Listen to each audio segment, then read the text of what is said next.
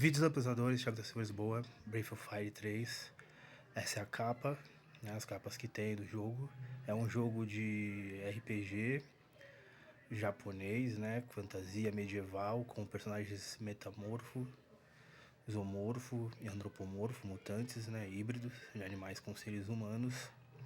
Trata de aventuras também relacionadas à religião, como questionar deuses e coisas como humanidade, política, crime, até fome, coisas do tipo aí. Essas são as capas do Breath of Fire 3 aí. É o tipo de jogo RPG, é um dos RPGs meus estilos favoritos, né? Também trata de raça, de extinção de espécime.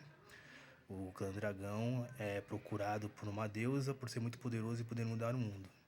Aí ela, dentro desse clã tem vários tipos, tem o Dark Clan e o Light Clan. O Dark Clan é ameaçador, mas ela acaba com todos os outros clãs, clãs do raio, do vento e da luz, sobrando só um. E aí, descobrindo que só sobra esse um, ele começa a se juntar com outros personagens para questionar porque ela destruiu todos os outros clãs, sendo que precisava destruir apenas um. A capa aí do jogo do Breath of Fire, jogo de PS1. Primeiro personagem e protagonista do jogo, Ryu. Ele é do Light Dragon Clan. Ele usa a espada como arma. Seu atributo é mediano, de HP, vitalidade, vida, MP e tudo mais, velocidade. Usa espada, é tipo um espadachim gladiador. Também é um clérigo curandeiro, metamorfo em dragão. E tem os golpes de técnica mágica com a espada, do tipo gladiador, o Bonnie Break.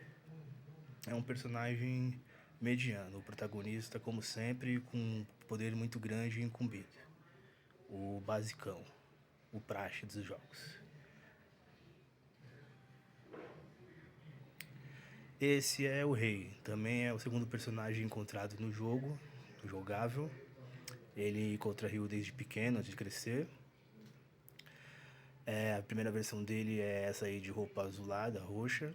Nas outras de laranja vem depois, na segunda parte do jogo. Na primeira parte ele é uma pessoa, ele é um ladrão, mais brincalhão, mais atrapalhado, mas bastante forte. Os atributos dele são baixos, HP e MP para usar magia. Seu elemento é o raio. Mas ele é muito ágil, muito veloz. Esse atributo é acima da média, acima até, né, altas estatísticas. E ele é assim, no começo ele é um cara jovem, tira onda, zoa, muito mais assim, é bem astuto, confiante e tudo mais. Jovem, bem feliz. E depois, quando ele começa a vir com a roupa laranja na segunda parte do jogo, ele é mais selvagem, violento, tá mais no crime, um pouco mais afastado. E ele tira a onda de coisas boas e desgraça, assim, como se fosse trivialidade, coisas comuns que ele já viveu aí, né? Mas tá bem mais confiante e mais vivido. É um personagem legal, meu favorito. Ele também tem poder de transformar. Ele se transforma num tigre bem mais forte.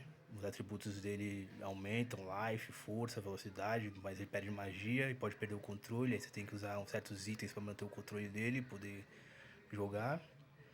Mas ele aumenta todos os atributos de defesa, resistência, força, velocidade, muito mais que acima da média aí. É um personagem bem legal, é o meu favorito nessa versão do Breath of Fire e Breath of Fire 3. Terceiro personagem que a gente encontra e joga é o Teppo, esse de roxo, cabelos púrpuros. Ele é do Dark Dragon Clan. Ele começa aí também como criança. Os atributos dele são já altos, acima da média, tanto HP como MP. Também os outros força e muito mais aí. Ele costuma ser um pouco versátil, costuma ter dois elementos ligados à sua personalidade: o fogo, que é a raiva, e o gelo, que é a frieza. Ele é um pouco mais temperamental,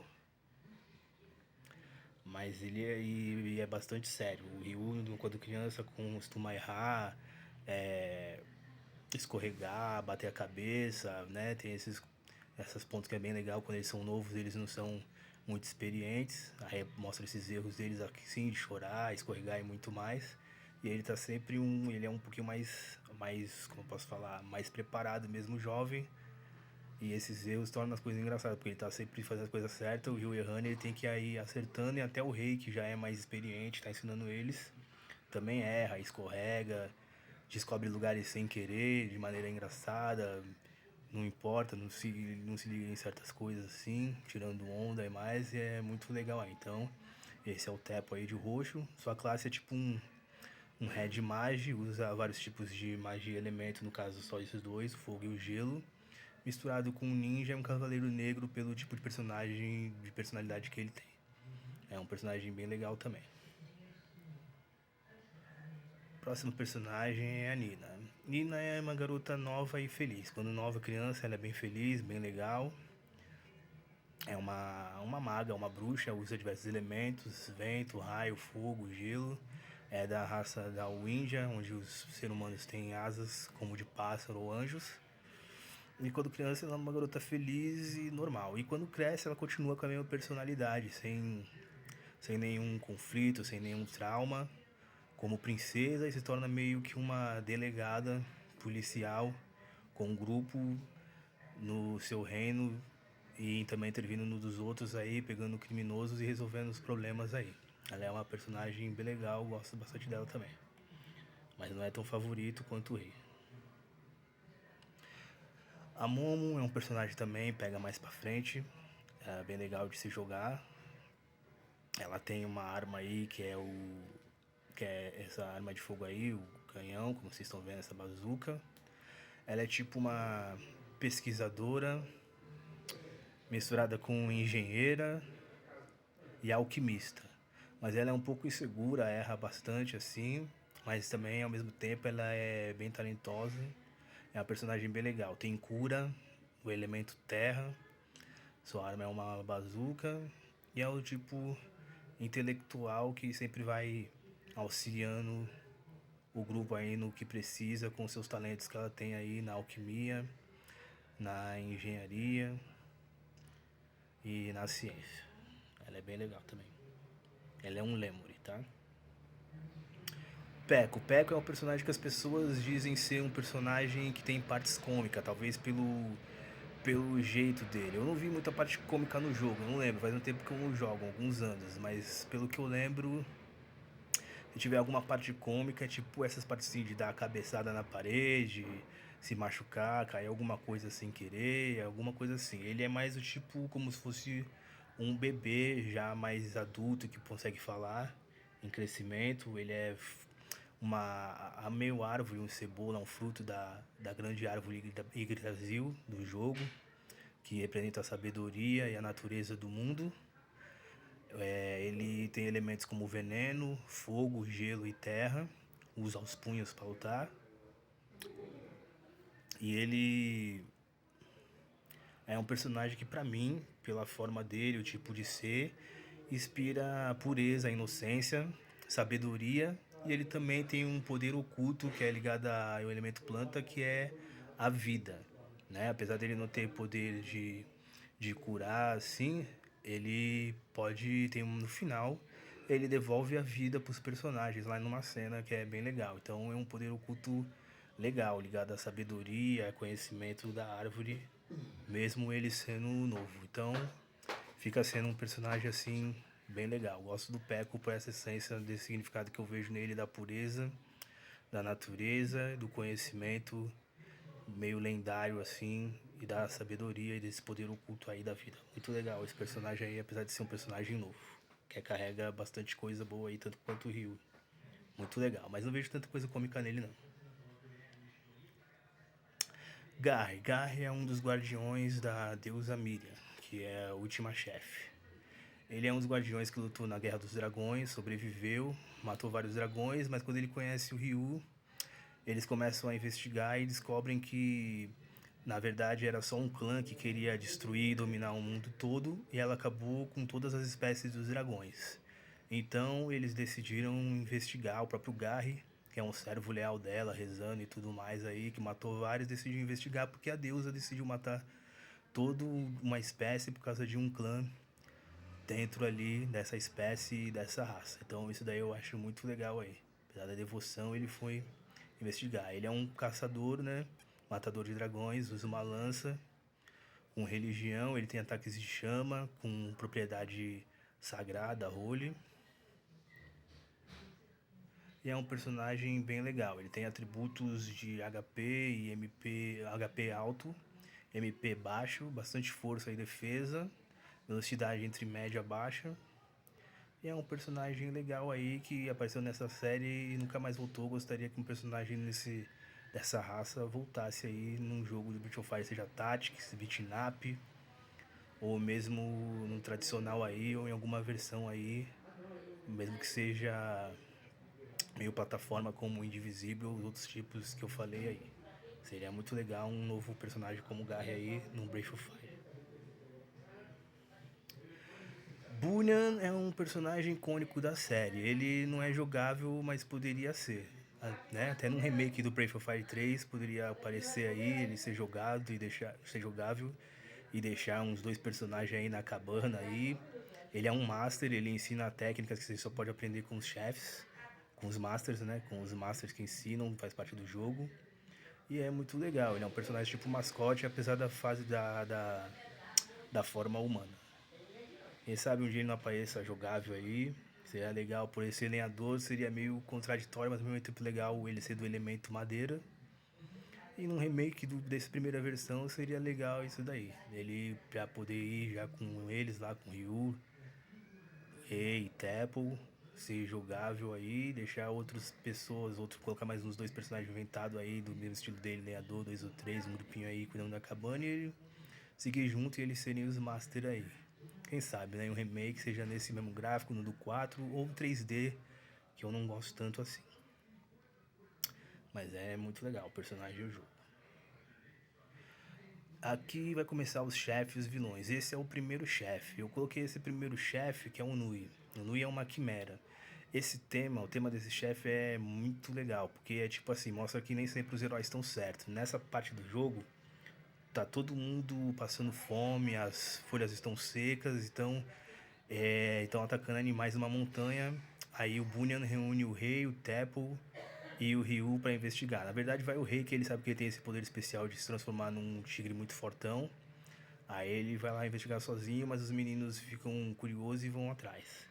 Aí no meio dessa descoberta eles veem que esses ataques estão vindo do Nui, investigando eles descobrem que o Nui, depois de matar o Nui, que os filhos dele estão morrendo de fome. Então eles descobrem que o problema é a fome, a falta de comida e tá afetando todo mundo. Então é tipo, é a lei do mais forte, eles tiveram aquilo que fazer, tava acabando a comida deles, atacando a coisa deles, eles fizeram porque tinham que fazer, mas eles não conseguiram ser totalmente heróis aí, porque eles acabaram matando a mãe, né, que era a Lui, e os filhos acabaram morrendo de fome aí, poderia ser, né, numa vida real, bem investigado, poderia ser pelos riscos prender aí os filhotes e a mãe e ver como fazia para alimentar, mas no caso do jogo, para mostrar a natureza assim, como a gente não sabe ao certo como as coisas são e o que está acontecendo, como a natureza é, na escuridão assim, sem saber o que está acontecendo, o que fazer, a gente vai achando que está certo e não está. Acabaram matando a Nui e a mãe e deixaram os filhos morrer. E a vida segue. E é uma parte triste, até tem música triste e tal nessa cena, mas é o que acontece quando se age às cegas, sem saber, quando não tem outro jeito de de resolver o problema. Por isso que o tema do Nui é interessante, esse chefe aí. Primeiro chefe do jogo do Breath of Fire 3. Esse chefe é o Mickey, o prefeito. É o tipo de tudo, a maioria dos prefeitos e políticos. Ele rouba, vai atrás da mulherada, aí ele tem um lance de família. O lance de família é os fantasmas, os espíritos perto dele lá. Mas também é muito legal, é o tipo político ladrão. É legal também, é um chefe importante que é icônico na série Breath of Fire. Principalmente no Breath of Fire 3. Vale a pena falar. Esse vídeo vai ficar um pouco grande, eu não costumo falar muito assim, fazer vídeo grande, eu tento fazer mais 10 minutos, mas acho que esse aí vai chegar uns 30, 40 minutos. Mas eu tô querendo muito fazer esse daí sobre os personagens do Breath of Fire 3 e 4, então vamos lá. Vamos continuar, estamos aqui, Breath of Fire 3. falando sobre os personagens, chefes e os vilões icônicos da série aí na terceira versão do jogo. Esse personagem é o Emitai. Emitai é um personagem que é pobre e ele luta numa arena para ganhar dinheiro. E ele também é um master, né? Ele também ensina as técnicas aí. Então é um personagem muito legal, assim, de se falar. Gosto bastante dele, tem um poder que eu gosto bastante, o Espírito Blast, que ignora a defesa. Gosto do design dele. Seria legal se tivesse um remake, um personagem além dele, pra ser pego ali junto com ele, um personagem com cauda no estilo dele, nos golpes que ele usa aí. Quem sabe ele lembra meio escravidão, com umas correntes, tipo do Magic Seeker, que eu não vou colocar aqui, mas vou citar, né? Ligado à magia, corrente aí, quando estão vendo os golems escravos, ficaria legal aí uma versão aí, uma versão dele, cabelo maior talvez com cauda de macaco, as correntes e as magias aí, chicote, punch, ficaria legal. Então o Emitai eu citei por causa disso, ele é um personagem icônico porque ele é pobre, tá ali pra lutar, mente até que a mãe ou a irmã tá doente, depois ele vai ensinar técnicas e cobra mais de 10 mil zenes, zen é o dinheiro do jogo. Mas é um personagem legal, vale a pena ligar. Um pouquinho, fazer um remake, colocar umas cabaninhas ali pra ele ficar antes de ir pra o Índia e deixar do Índia pro Master pra entrar um personagem assim, do jeito que eu citei, com cauda de macaco, corrente, no estilo dele aí, pra ele ajudar seria. Eu acho que ficaria legal pro jogo. Esse é o Emitai. Esses aqui são dois chefes chato pra caramba, o Sunder e o Balho. Eles estão envolvidos nesse torneio também. E várias vezes eles estão envolvidos com a máfia, trabalhando pro prefeito. Então eles são um chefe depois do prefeito. Depois do prefeito a gente enfrenta aí mais uns dois, três chefes, aí vem eles lá. Você enfrenta eles depois do torneio. Eles querem que você faça alguma coisa pra ele, você não vai querer. Aí eles são envolvidos com máfia, gangue de rua, pessoas importantes como o prefeito, essas coisas assim. Eles estão do elemento trovão, o Sunder é o marrom, o Balho é o branco, e juntos eles viram o Stallion, que é esse aqui, de calça vermelha, é uma versão grandona deles aí. É um vilão muito legal, aquele tipo chato que fica durante um tempo aí, umas 3 horinhas aí aparecendo, te torturando, vencendo toda hora, queimando a sua casa e tudo mais aí, nas confusões que se ajuda depois de você ir lá no prefeito e mostrar que ele é corrupto, ele começa a chamar as gangues aí do submundo do crime, e o Sunday Bairro é o líder desse grupo aí, então é bem legal. Queima a casa, depois vai perseguindo, lá pra onde eles vão, eles se separam, o Ryu, o Teppo e o Rei, logo no começo, por causa deles, e depois eles só vão se encontrar por causa disso, eles só vão se encontrar depois na segunda parte do jogo, quando eles são tão adultos. Mas é bem legal isso daí. É muito legal. O Sunderball é um chefe que vale falar, é canônico, é muito da hora. Esse é o Pallet, é um chefe não muito falado. Eu acho legal porque ele é aquele tipo de chefe cientista. Ele gosta de brincar com espécimes, colecionador, então ele tá ali para trabalhar cientificamente para alguém, mas ele faz as coisas para ele mesmo, a parte científica ali desconhecidamente dos outros para fazer experiência para si própria ali. Então ele busca fazer experiência com outros seres, fazer escravos e tudo mais, soldados para ele. E ele faz uma burrada e nós, né, os jogadores, aparece o Ryu, o Momo, o Peko no caso aí, entre outros. E ele manda ir lá, fala que tem um monstro, alguma coisa assim no lugar que ele precisa investigar, mas foi ele mesmo que criou. Aí você vai lá, mata, aí nasce esse bicho que é o Peko. Aí quando você vai lá, ele começa a investigar você e olhar os personagens como se fossem é, uma raça muito rara que ele poderia usar para os projetos ali dele, experiência dele. Aí, pensando nisso, ele começa a capturar e levar você para um lugar onde começa a ter monstros, você começa a investigar e no final o Pallet se revela sendo um vilão interessado na sua espécime, na espécime dos personagens que você joga. Então é um tipo de vilão que eu acho muito legal aí, parecido com ele tem o Yuna no Breath of Fire 4 que eu vou citar no próximo vídeo. Esse é um Mikiba. O Mikiba é na parte que os personagens já estão grandes. O Ryu, o Teppo, o Rei. Todos eles estão tão grandes. E aí o que acontece? O Rei tá no crime. né? Ele tá trabalhando pro crime, ele tá sozinho, né? Tipo, vira um mercenário adulto do crime, né? Ladrão. Aqui tá a forma dele, ele Tiger aqui, de tigre, mais forte aí, mais poderosa. Ele tá lá no meio dos ladrões, está envolvido e acaba, e os seus colegas acabam, né, os seus colegas do crime acabam traindo ele, pegando dinheiro. Aí ele começa a procurar eles, entra nessa forma, surta, começa a assassinar várias pessoas, né, na cidade de Sin City. Muita gente morre lá na mão dele por causa disso. Aí o Ryu decide investigar nessa parte, encontra a Nina, que tá investigando muita coisa. Eles falam sobre esse crime e ela não queria se envolver muito porque é perigoso. Mas quando fala de como tá sendo morto e o Ryu começa a se preocupar, né, da situação, das garras, assim. Aí começa a falar do rei, ela começa a querer se envolver. E aí eles descobrem que é realmente o rei. E aí vem o Mikiba, que é o traidor.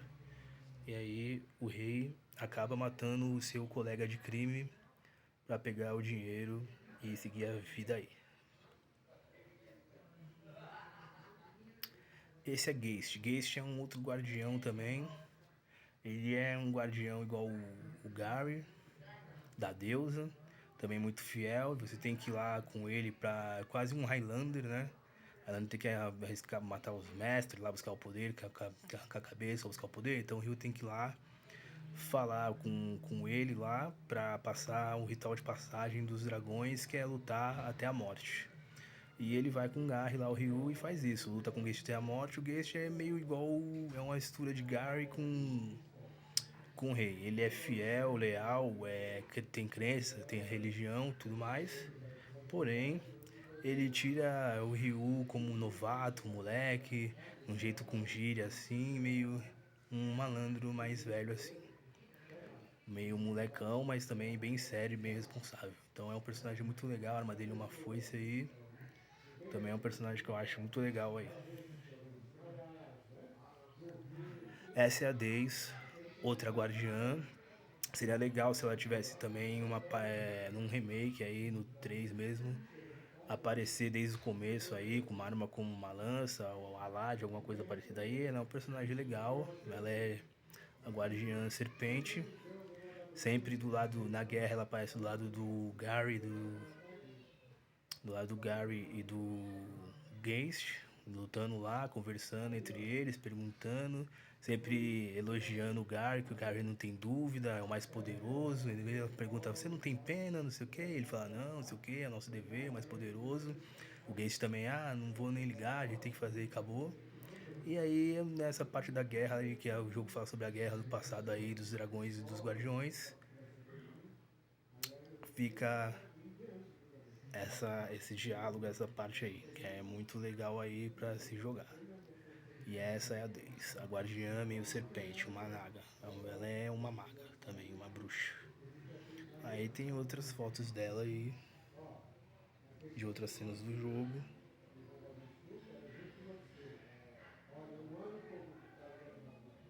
Eu não consegui achar a cena da guerra dos três conversando, também lembro foto parada.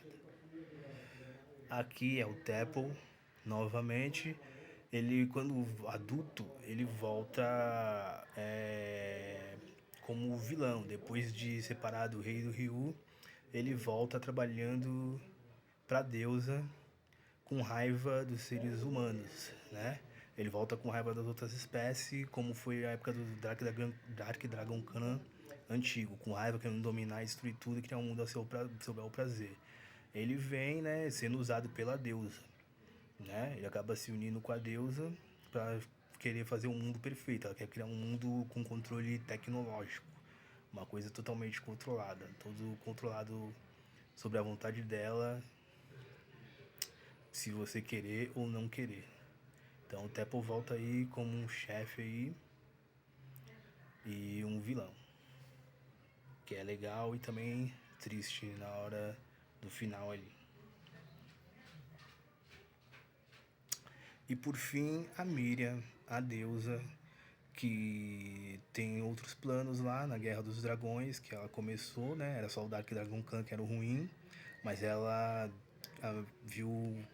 se sentiu ameaçada por todas as outras espécies do dragão, do raio, do fogo, da luz, e decidiu eliminar a raça dos dragões inteira com medo desse poder aí não ser controlado.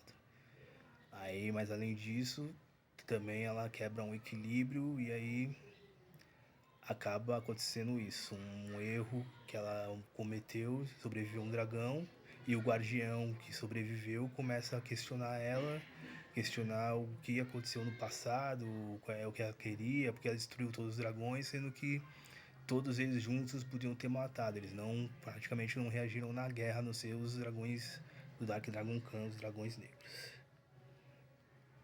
E essa é a última chefe do jogo, a Miriam. Então é isso.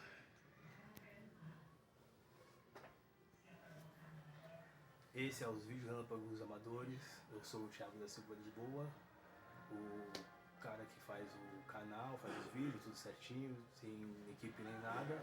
Esse foi um vídeo sobre o Breath of Fire 3, os personagens, mostrando os meus favoritos e muito mais aí, até os chefes e os vilões aí, contando um pouco das histórias, seus atributos, seus elementos, o seu tipo de classes aí e muito mais. Então fique aí com os vídeos apoiadores, Thiago da Silva de Lisboa, de Santos, São Paulo, influência de games, animes, basquetebol, artes marciais, capoeira e muito mais aí.